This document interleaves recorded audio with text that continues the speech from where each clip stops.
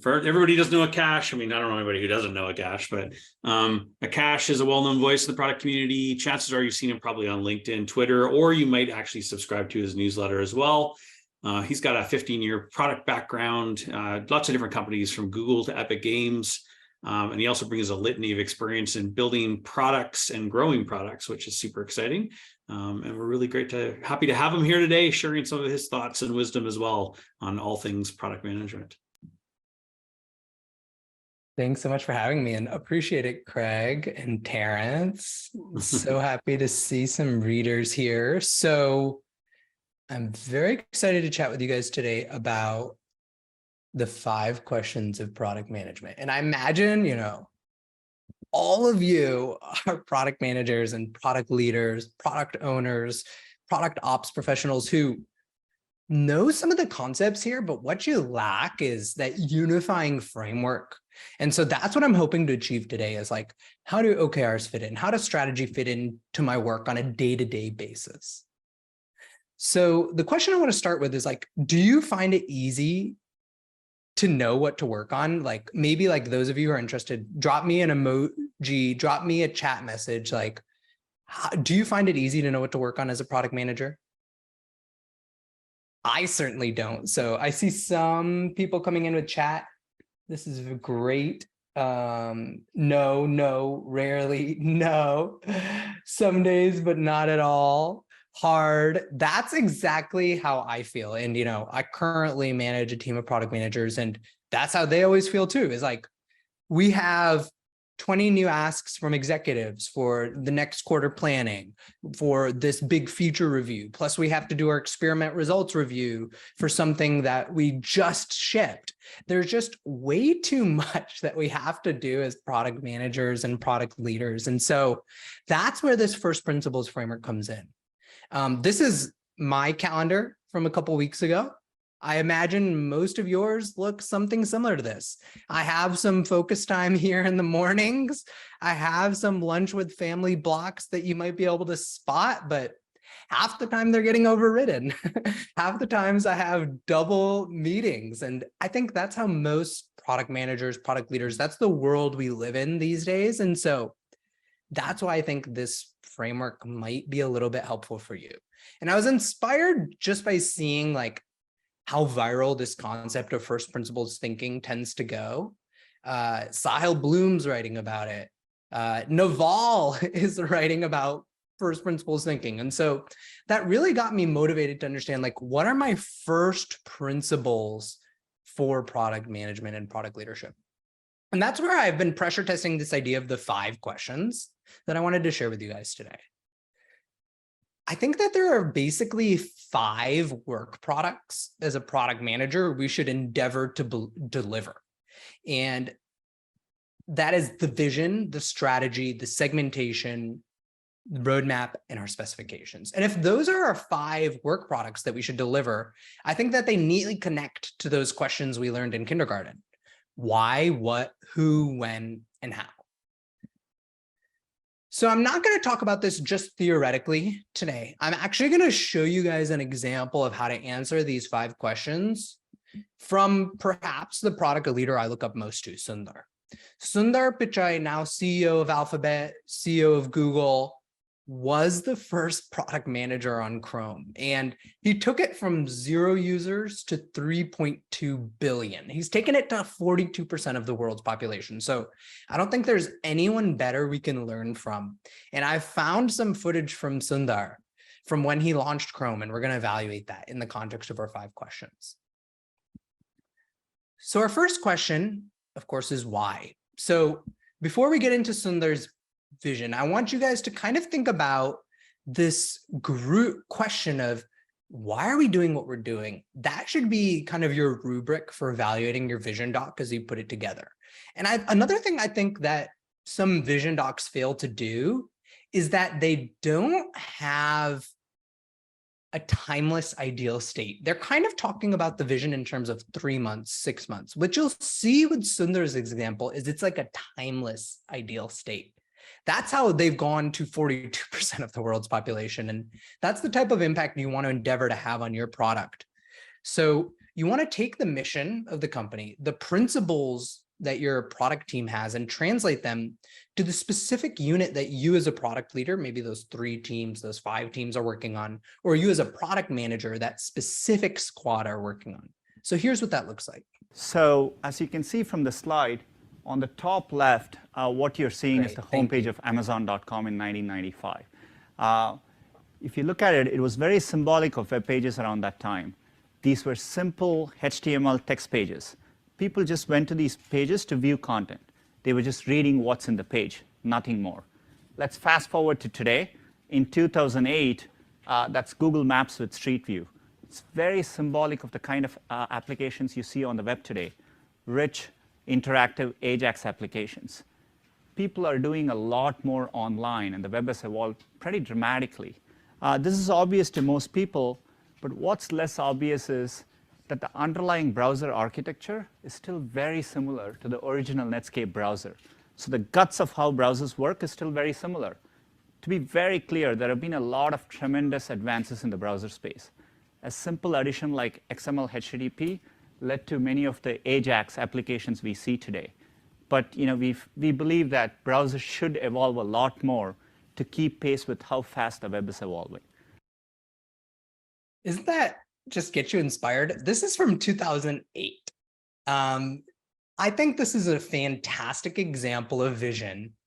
Sundar saw, as he noted to us, that web architecture is evolving faster than browser architecture. This is where I often push product managers or product leaders when I review their vision, is like, what is the core underlying insight here? Like, why are you building your product? And Sundar has put that into a quick sentence that's just in this one little 1-minute video, but it's a very deep insight. And that's the type of insight you need to build products that reach so many people. So Sundar's noticing that websites are using XML HTTP to create rich Ajax sites. Notice how this is like a deep technical insight too. It's not some surface level user insight. People want a better browsing experience. They want it to be faster.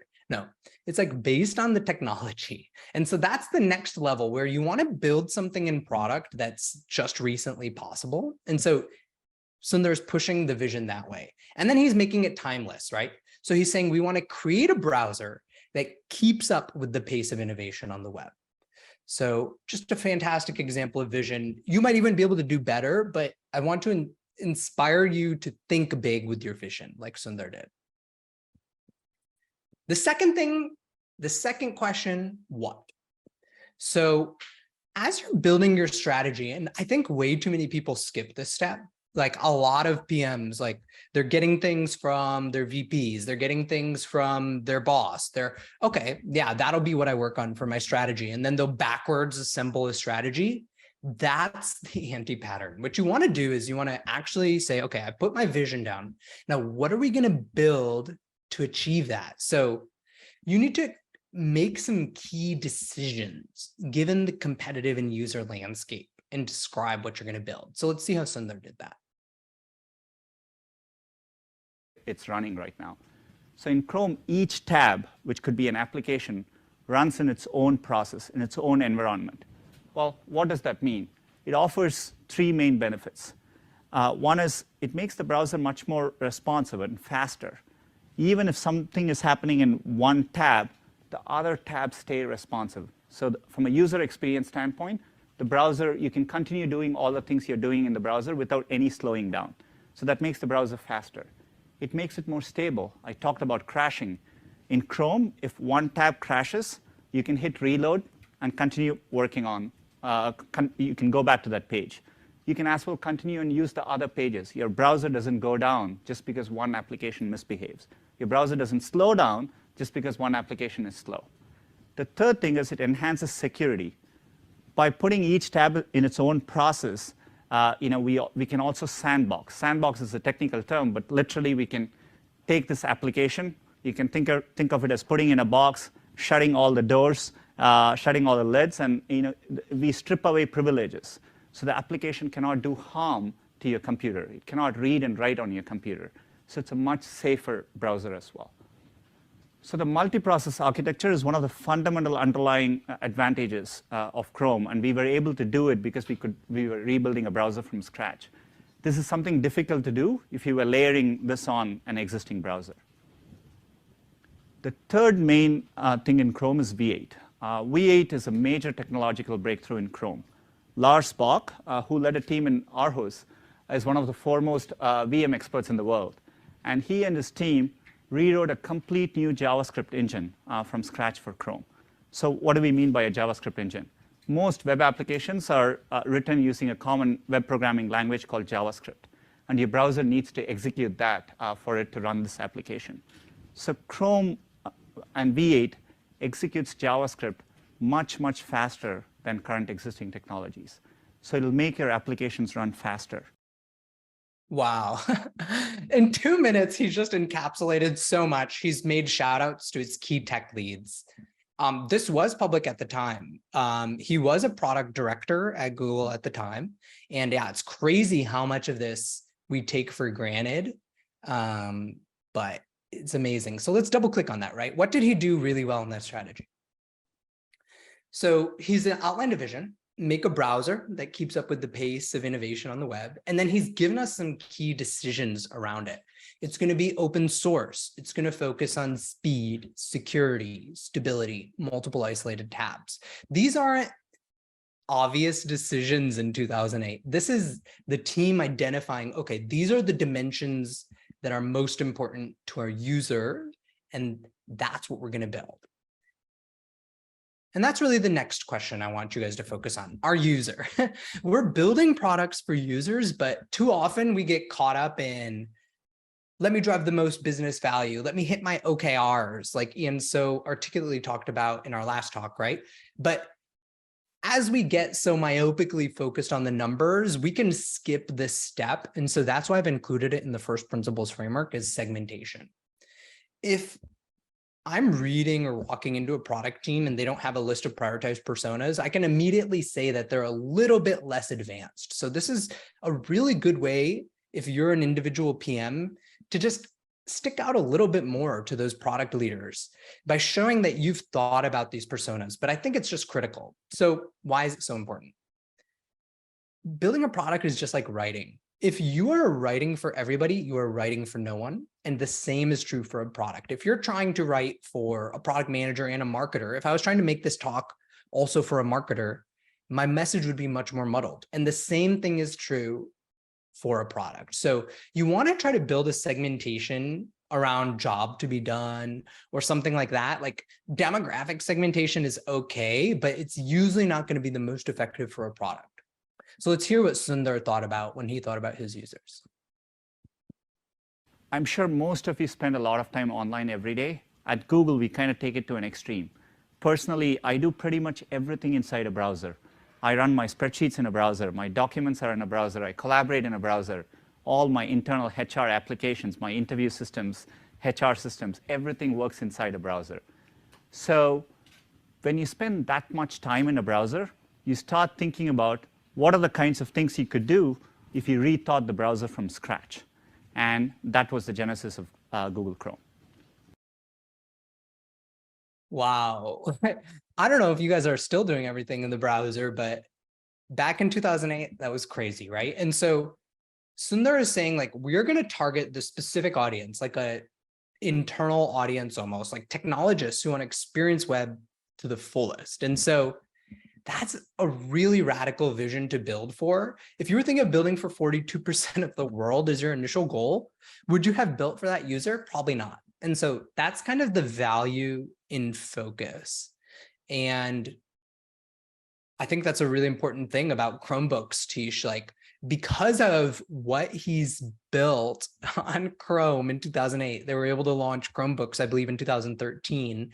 And now that's like multi-billion-dollar business for Google. And so if you're going to get there though, and build a Chromebook for somebody who maybe isn't that technologically savvy, doesn't need all the customization, you don't just immediately jump to the step of building the Chromebook. You first start with this fish fooding, dog fooding type user or something like that, where you can get rapid feedback. And yeah, Craig, you can find this on YouTube. I think if you just search Sundar Chrome launch. Thanks, Alan. So quite a radical vision. All right, we talked about the first 3 questions. I think most of you guys will be following. There might be some more debate on this one, especially because we're talking in the context of Productboard, but it's on the roadmap.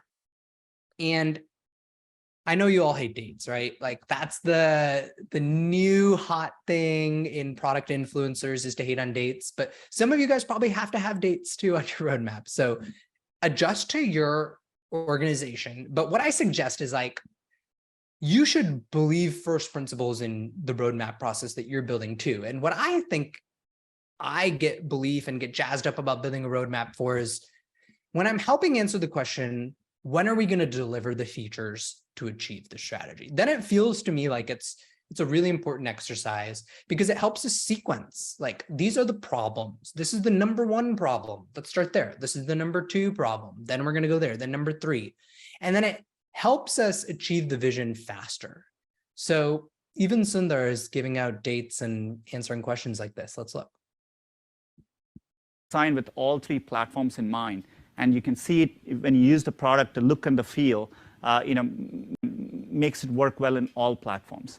We decided to launch the Windows beta version as soon as it was ready because we wanted to engage with the community outside and get feedback and improve the product. But we are working very, very hard on Mac and Linux versions. A lot of us inside use Mac and Linux.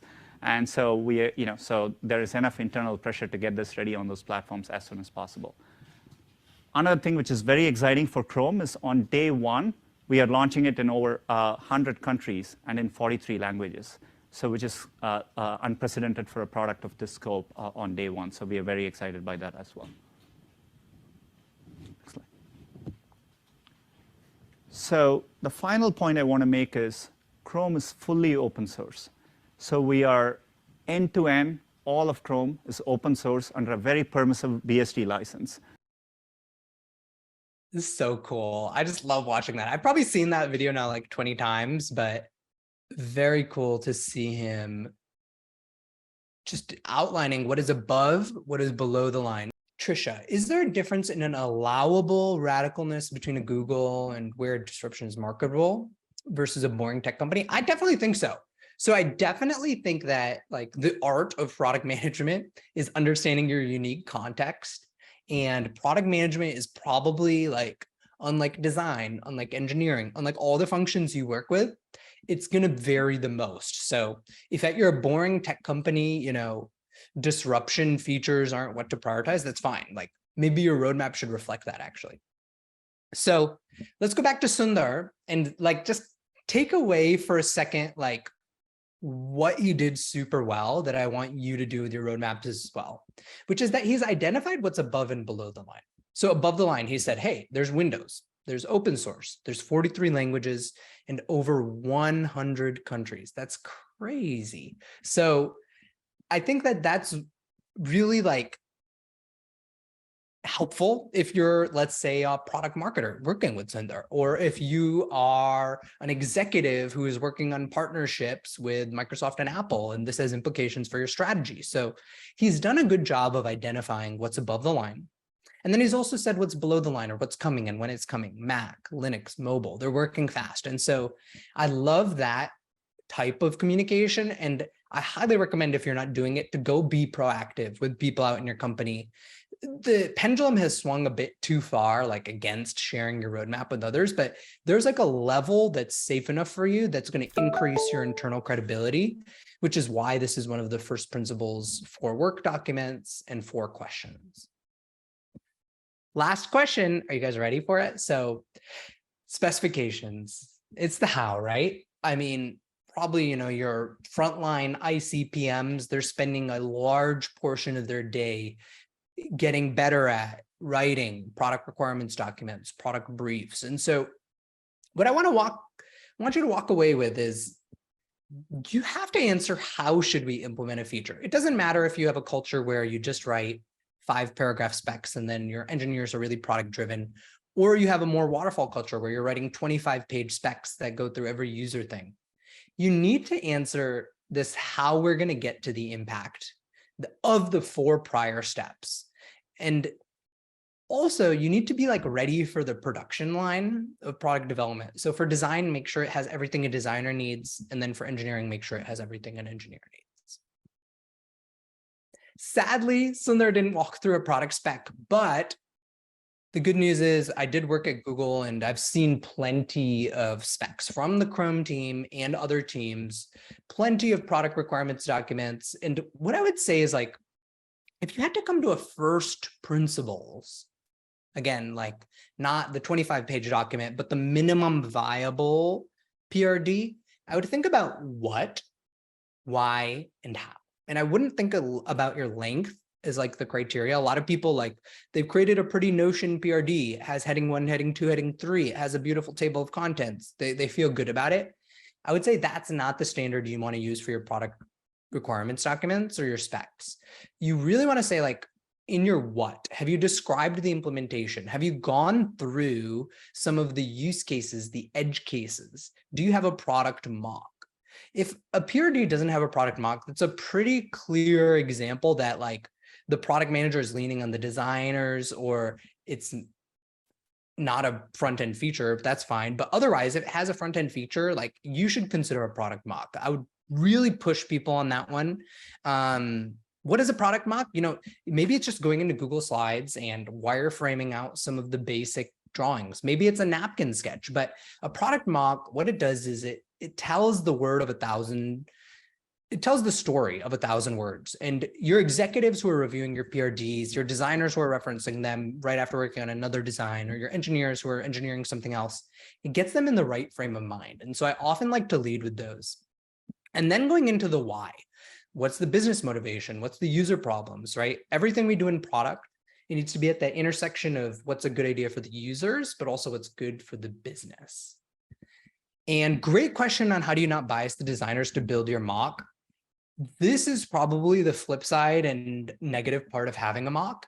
And so what I recommend is that you put in there like product mock just for illustration. I'll often even put it like in the middle center overlaying. So like from my screen, it would just look like this so that it's not something that people get anchored to, because that's definitely the problem with presenting a product mock.